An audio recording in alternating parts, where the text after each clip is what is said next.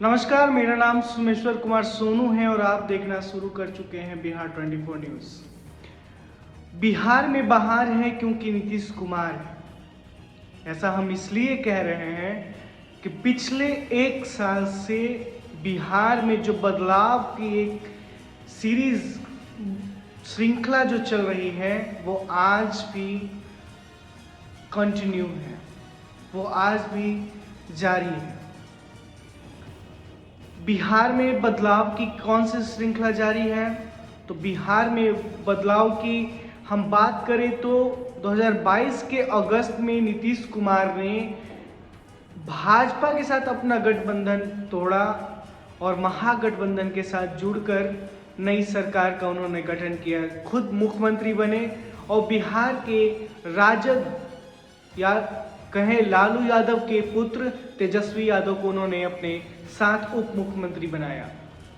ये तो रही सरकार की गठन की बात, लेकिन सरकार के गठन के साथ ही उन्होंने सबसे पहला जो काम किया वो था बिहार की सबसे बड़ी समस्या बेरोजगारी पे बात करना उन्होंने चालू किया।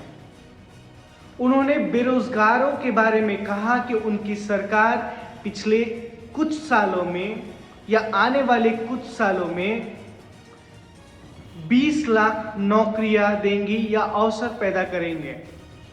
ये भी एक बड़ा बदलाव होगा या ये भी कहा जा सकता है कि एक बड़ा बदलाव का एक नमूना दिखाया गया और हो भी रहा है। बिहार में बड़े पैमानों पर अलग अलग विभागों में नियुक्तियां हो रही हैं। हमने पिछले दिनों देखा कि किस तरीके से कितने कम समय में बिहार में शिक्षक नियोजन हुआ, शिक्षकों की भर्ती हुई, अब उनकी ज्वाइनिंग भी हो चुकी है। सभी शिक्षक अब योगदान भी दे रहे हैं। दूसरा सबसे बड़ा बदलाव हम कहेंगे या ये होना ही चाहिए, इस पे बड़ी बात कि कितने कम समय में और कितनी सटीकता से उन्होंने बिहार में जातिगत जनगणना का जो सर्वे है उन्होंने करवाया। ये सर्वे एक सीमित समय में किया गया। इसके जो आंकड़े हैं वो भी जारी किए गए। इस आंकड़ों पर जो आरक्षण का दायरा है वो भी बढ़ाया गया। आज बिहार में 75% आरक्षण का दायरा बढ़ चुका है, जिनमें जो सामान्य आरक्षण के दायरे हैं वो 65% है, 10% स्वर्ण आरक्षण है और इस तरीके से बिहार में 75% आरक्षण का दायरा एक कानून बन गया, जिसे बिहार सरकार ने तत्कालीन प्रभाव से लागू भी कर दिया है। तीसरा, अब एक नया लहर, जिसे बदलाव की लहर जो है वो चल रही है, वो है बिहार के लिए विशेष राज्य की दर्जे की मांग। बिहार को विशेष राज्य का दर्जा क्यों मिलना चाहिए? मुख्यमंत्री नीतीश कुमार की ये पुरानी मांग कितनी पुरानी है, इस पर चर्चा आज करेंगे। आजकल बिहार के सीएम नीतीश कुमार जिस भी पब्लिक मीटिंग्स या पब्लिक रैली में वो जाते हैं, वो इस बात का चर्चा जरूर करते हैं कि उन्होंने बिहार के लिए विशेष राज्य की दर्जे की मांग केंद्र से फिर से मांग रहे हैं। आखिर बिहार को विशेष राज्य का दर्जा मिलने से क्या होगा? कि नीतीश कुमार बिहार के 2005 से लगातार सीएम बने हुए, कुछ 2014 के लोकसभा चुनाव के बाद कुछ महीनों के लिए कहे तो जीतन राम मांझी को उन्होंने अपना मुख्यमंत्री बनाया था, लेकिन खुद ही उन्हें हटाकर फिर से उनके जगह पर वे मुख्यमंत्री बने और तब से लेकर अभी तक लगातार बिहार के सीएम बने हुए। अगर आज बिहार के लोगों से बात की जाए तो वे कहते हैं कि बिहार में विकास तो हुआ है, लेकिन और केवल नीतीश कुमार का। ऐसे में सवाल उठता है कि बिहार को विशेष राज्य के दर्जे की मांग क्यों होनी चाहिए या उसे दर्जा क्यों मिलना चाहिए? बिहार की वर्तमान जो आर्थिक स्थिति है वो क्या है, और जो बिहार के मुख्यमंत्री नीतीश कुमार केंद्र से मांग रहे हैं वो कितना बड़ा पैकेज है। क्या ये संवैधानिक है उनकी मांग, या केवल एक राजनीतिक एजेंडे के तहत वो इसकी मांग दोहरा रहे हैं, क्योंकि ये मांग उनकी बहुत पुरानी है। ये मांग वो 2010 से ही कर रहे हैं। इस पे एक राजनीतिक रंग देना संवैधानिक कितना प्रासंगिक है उस पे भी बात करना जरूरी है, और इन्हीं सब पे हम आज चर्चा करेंगे। बिहार सरकार ने फरवरी माह में अपना बजट पास किया था 2023-24 के लिए। वो टोटल बजट था 2,61,000 करोड़ का, यानी पिछले साल के मुकाबले इस साल 24,000 करोड़ रुपए अधिक दिया गया है। और बिहार का ये बजट सरप्लस बजट है, यानी अगर बजट हम जब बात करते हैं तो उसमें खर्चा और आमदनी दोनों जोड़ते हैं, तो अगर हम इन सभी चीजों को मिलाते हैं तो बिहार का जो बजट था वो सरप्लस में था। तो फिर ऐसी कौन सी स्थिति है जिसकी वजह से बिहार को अधिक धन चाहिए, या केंद्र से स्पेशल पैकेज चाहिए, स्पेशल स्टेटस चाहिए। बिहार पिछले दिनों हमने ये भी सुना था कि जब उप मुख्यमंत्री एयरपोर्ट से बाहर आ रहे थे, वो शायद ओपोजिशन मीटिंग की बैठक में शामिल होकर लौट रहे थे, तो उन्होंने ये कहा कि हमारी उपलब्धि है कि बिहार देश में एकमात्र ऐसा राज्य है जहां डबल डिजिट ग्रोथ हो रहा है। तो आखिर ये सभी चीजें हो रही हैं, उसके बावजूद स्पेशल स्टेटस की मांग करना कितना प्रासंगिक है, इस पे भी बात करेंगे। बिहार के सीएम बार बार ये बात दोहरा रहे हैं कि हमें केंद्र से 2,50,000 करोड़ रुपए का विशेष पैकेज चाहिए। तो नीतीश कुमार को विशेष राज्य की दर्जा वो मांग करते हैं, तो उसके साथ एक रोड मैप भी देना चाहिए कि आखिर ये 2,50,000 करोड़ के जो स्पेशल पैकेज की मांग कर रहे हैं वो कहां इस पूरे चीज को खर्चा करेंगे। पिछले दिनों जब इसी मुद्दे पर बिहार के उप मुख्यमंत्री तेजस्वी यादव प्रेस कॉन्फ्रेंस करते हैं, तो वो ये कहते हैं कि जो जातिगत जनगणना हुआ है उसके बाद जो आंकड़े सामने आए हैं आर्थिक स्थिति की लोगों की, तो उसमें जो गरीब लोग हैं, जो पिछड़े लोग हैं, उन्हें हम प्रति परिवार 2 लाख रुपए देना चाहते हैं। यही सब वो जगह है जहां लोगों को पैसे देने हैं और हमारे पास पैसे नहीं है, तो इसलिए हमें स्पेशल पैकेज चाहिए। क्या ये सही है?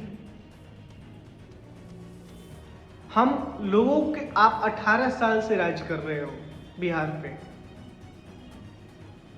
18 साल से इतना आपने नहीं कुछ विकास किया है कि लोग, हर एक गरीब परिवार 2 लाख रुपए कमा सके। आप स्पेशल पैकेज की मांग करो तो बताओ कि हमें यहां इंडस्ट्री खोलनी है, इसके लिए हमें स्पेशल पैकेज चाहिए। आप तो अपनी राजनीतिक एजेंडा सेट करने के लिए, कुछ परिवारों को पैसे देने के लिए बस पैसे की मांग कर रहे हो, उसके लिए आप स्पेशल स्टेटस की मांग कर रहे हो, और नहीं मिलेगा तो फिर इन सभी का ठीकरा केंद्र सरकार पे आप फोड़ोगे। और क्यों नहीं मिल ही नहीं सकता है, ऐसा क्यों हम कह रहे हैं? क्योंकि संविधान में ही है, संविधान में कहीं ये प्रोविजन नहीं है स्पेशल स्टेटस का। केंद्र सरकार ने पिछले दिनों जो सुप्रीम कोर्ट में हल्फनामा दायर किया है, वो इसमें स्पष्ट दिया गया है कि केवल कुछ केंद्र शासित प्रदेश या नॉर्थ ईस्ट के जो राज्य हैं उनको छोड़कर कहीं भी स्पेशल स्टेटस नहीं दिया जाएगा किसी भी राज्य को। इसी मुद्दे पर हम जब देखेंगे कि 2019 में तेलुगु देशम पार्टी एनडीए, जो भाजपा का एक गठबंधन है एनडीए, उससे अलग हो गई थी इसी मुद्दे पर। अब नीतीश कुमार कह रहे हैं कि हमें स्पेशल स्टेटस चाहिए। आप स्पेशल स्टेटस लेकर क्या करोगे? किसे जॉब देना? जॉब देने की बात कर रहे हो? आप जॉब दो, आप इंडस्ट्री खोलो। नहीं, आप बैठाकर हर एक परिवार को 2 लाख रुपए देने के लिए केंद्र से पैसे मांग रहे हैं। ये कैसा तुक है? आपने जातिगत जनगणना करवाई आर्थिक स्थिति मापने के लिए, तो आप इन सभी चीजों के लिए केंद्र को कैसे जिम्मेदार ठहरा सकते हैं? यहां बिहार में तो 18 साल से आपकी सरकार है। हर जगह प्रचार कर रहे हो कि हम 20 लाख नौकरियां दे रहे हैं, 20 लाख रोजगार के अवसर पैदा कर रहे हैं, 10 लाख नौकरी और 10 लाख रोजगार के अवसर।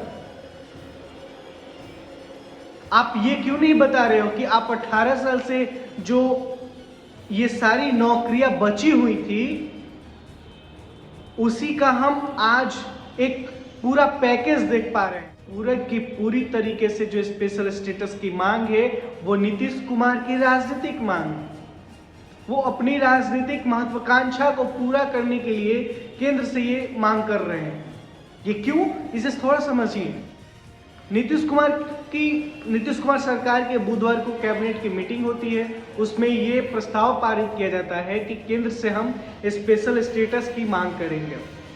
ठीक है, उसके बाद नीतीश कुमार अपने ट्विटर हैंडल पे जाते हैं, ट्विटर हैंडल एक्स पे जाते हैं। वो एक पूरा लंबा चौड़ा, जो जब ऐसा कभी उन्होंने नहीं किया है लेकिन अब करते हैं, लंबा चौड़ा पोस्ट डालते हैं। उस पोस्ट में वो पूरा विस्तृत रूप से बताते हैं कि उन्होंने कब कब स्पेशल स्टेटस की मांग की है। वो दोहराते हैं कि 2010 में भी उन्होंने मांग की थी, 2013 में भी मांग की थी। तब केंद्र में मनमोहन सिंह सरकार, केंद्र में कांग्रेस की सरकार थी, और उन्होंने पुनः अब केंद्र की नरेंद्र मोदी सरकार है उससे मांग कर रहे हैं।